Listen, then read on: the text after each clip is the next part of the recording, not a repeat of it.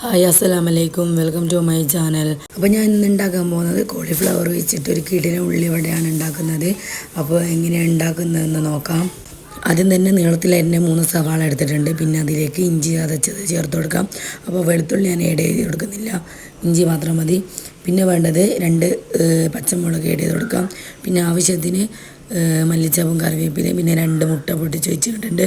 പിന്നെ ആവശ്യത്തിന് ഉപ്പും ചേർത്ത് നല്ലപോലെ ഞെരടിയെടുക്കാം. 1 ടേബിൾ സ്പൂൺ മൈദ, 1 ടേബിൾ സ്പൂൺ കടലപ്പൊടി, 1/2 ടീസ്പൂൺ മഞ്ഞൾപ്പൊടി, 3/4 ടീസ്പൂൺ മുളക് പൊടി, 1 ടീസ്പൂൺ കുരുമുളക് പൊടി, 1/4 ടീസ്പൂൺ ചിക്കൻ മസാലപ്പൊടി.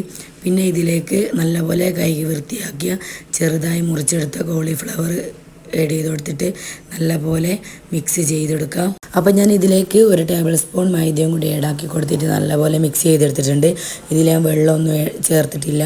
മുട്ടൻ്റെതും പിന്നെ ഈ ഉള്ളിയിൽ നിന്ന് വരുന്ന വെള്ളമൊക്കെ ഉള്ളതുകൊണ്ട് വെള്ളം ചേർത്തിട്ടില്ല. ഇനി നമുക്ക് ചൂടായ എണ്ണയിലോട്ടിട്ട് പൊരിച്ചെടുക്കാം.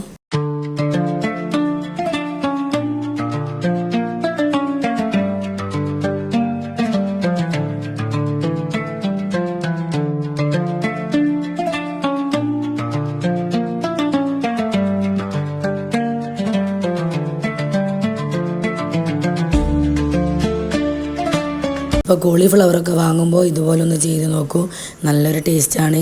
അപ്പോൾ എല്ലാവരും ഒന്ന് ട്രൈ ചെയ്ത് നോക്കുക. ട്രൈ ചെയ്യുന്ന സമയത്ത് ഫീഡ്ബാക്ക് അറിയിക്കുക.